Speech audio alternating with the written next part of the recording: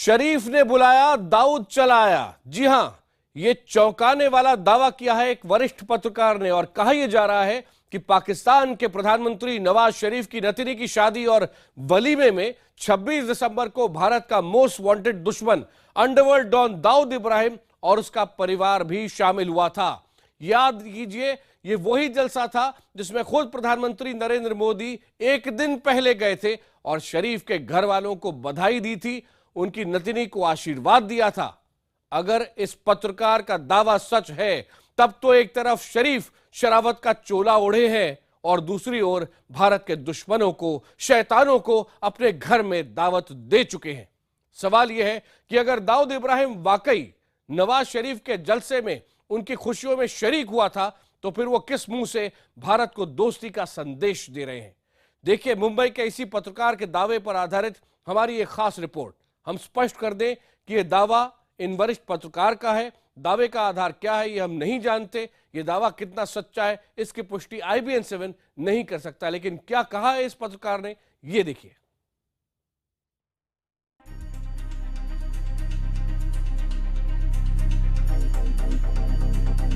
लाहौर का आलीशान रायविंड पैलेस, वो पैलेस जो पैतृक घर है पाकिस्तान के प्रधानमंत्री नवाज शरीफ का।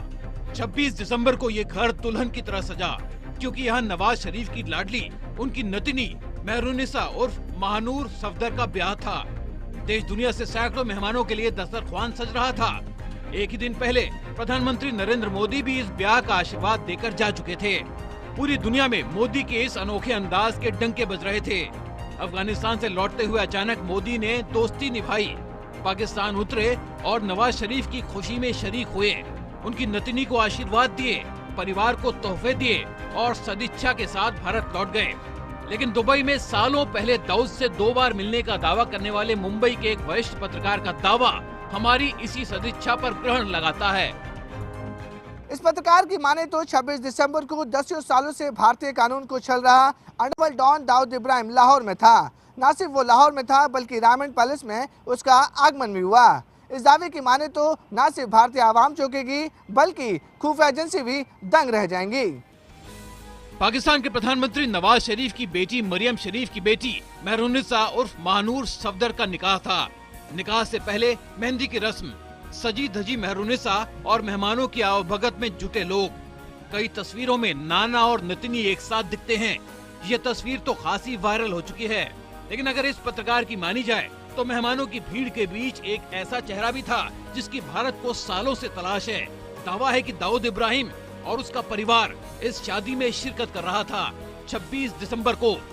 पूरे पाकिस्तान का एलीट वहाँ पे शामिल था, उसमें दाऊद भी शामिल था, पूरी फैमिली के साथ जो वहाँ रहते हैं, और हिंदुस्तान के कुछ बड़े इंडस्ट्रियलिस्ट भी वहाँ पे गए हुए थे, और वो तो 1-2 दिन पहले ही चले गए थे।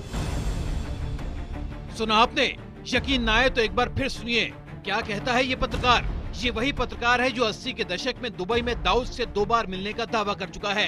अगर इसके दावों को सच माना जाए तो नवाज शरीफ के ईमानदारी के दावों पर कालिक पुज जाएगी। दिलचस्प बात यह है कि भारतीय खुफिया एजेंसियों ने दाऊद इब्राहिम के दाहिने हाथ छोटा शकील की टेलीफोन पर बातें इंटरसेप्ट की थी। इन बातों से लग रहा था कि दाऊद किसी बड़े जलसे में जाने वाला है।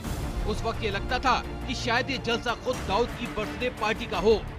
26 दिसंबर को ही दाऊद की सालगिरह जो थी, खुफिया एजेंसियों को लगा था कि दाऊद के सठियाने का जश्न बड़े पैमाने पर मनाने की तैयारी में है डी कंपनी, और इसी के लिए कई देशों के मेहमानों को खास न्योते भेजे जा रहे हैं।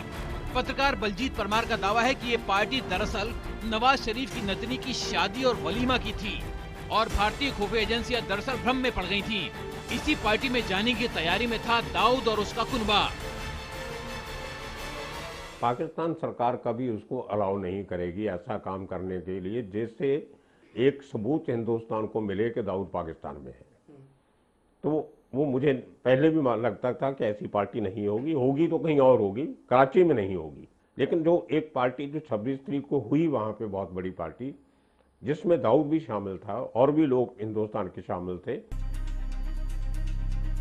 पाकिस्तानी मीडिया में भी ये शादी छाई रही। मेहरुनिसा और राहिल मुनीर दोनों ही लंदन स्कूल ऑफ इकोनॉमिक्स से पढ़े हैं और एक दूसरे को सालों से जानते रहे हैं। पाकिस्तान के कई अलग चैनलों ने इस आलीशान शादी में होने वाले भारी भरकम खर्चे पर भी खबरें दिखाई। कहा गया कि कम से कम 2000 मेहमान इस जलसे में शामिल होने आए। जलसे 9 दिन तक लगातार चलते रहे। पत्रकार बलजीत परमार का दावा है कि नवाज शरीफ की नतनी की बलाएं लेने मौजूद था दाऊद और उसका परिवार। ये वो शादी थी जिसमें पाकिस्तान का हर बड़ा चेहरा था। ये वो शादी थी जिसमें पाकिस्तान की सरकार थी, ISI थी, फौज के बड़े चेहरे थे। और दावा है कि इसी जलसे में दाऊद इब्राहिम भी था, दाऊद की बेगम, बेटियां और पूरी फैमिली। दाऊद को शरीफ की नतनी के ब्याह में आखिर किसने बुलाया? क्या न्योता खुद नवाज शरीफ ने दिया या उनके छोटे भाई ने? ये खबर वाकई में चौंकाने वाली है। अगर नवाज शरीफ वाकई में भारत से अच्छे ताल्लुकात रखने चाहते हैं तो कैसे वो अपनी नतनी की शादी में उस इंसान को बुला सकते हैं जो भारत का दुश्मन हो? अगर ये दावा सच निकला तो क्या शरीफ की शराफत की कलई नहीं खुल जाती है? वो भी उस समय जब पठानकोट हमले को लेकर दोनों देशों की बातचीत खटाई में डाल दी गई हो। लाख टके का सवाल ये भी है कि आखिर डी फैमिली का दोस्ताना किस किससे है? पाकिस्तान के जाने माने उद्योगपति चौधरी मुनीर के साहबजादे राहिल मुनीर के साथ शरीफ की नतनी ब्याही गई। ये वही चौधरी मुनीर हैं जिन्होंने प्रधानमंत्री मोदी के रायविंड पैलेस पहुंचते ही कार से उतरते ही सबसे पहले हाथ मिलाया था। सवाल ये भी उठता है कि क्या ISI को दाऊद इब्राहिम और उसके परिवार के नवाज शरीफ की नतनी की शादी और वलीमा में आने की कोई खबर थी? खबरें ये भी आती रही हैं कि ISI ने दाऊद इब्राहिम के पाकिस्तान में जलसों पर आने जाने, खुलेआम पार्टियां करने पर ऐतराज जताया था और उसे उसके सेफ हाउस में एक तरह से नजरबंद कर दिया गया था। अगर ऐसा था तो फिर दाऊद उस जलसे में कैसे आ पाता? सवाल ये भी है कि क्या नवाज शरीफ उस पार्टी में कभी दाऊद या उससे जुड़े किसी बदनाम चेहरे को न्योता देने की भूल करते? जिस पार्टी पर दुनिया भर की निगाहें हैं, जिसकी तस्वीरें सोशल मीडिया पर वायरल हो रही हैं, क्या इसमें जोखिम बहुत बड़ा नहीं था?